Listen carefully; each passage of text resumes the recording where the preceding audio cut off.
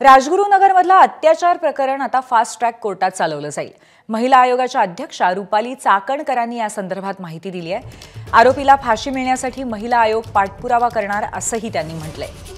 रुपाली चाकणकर यांनी या संदर्भात माहिती दिलेली आहे। फास्ट ट्रॅक कोर्टात ही केस चालवण्यात येईल।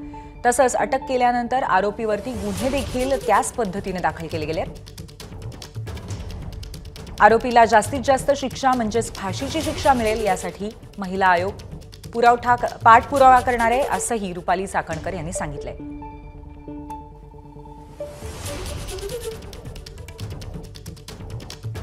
2012 चे कलम 4, 6, 8, 10 यानुसार गुन्हा दाखल करण्यात आलेला आहे।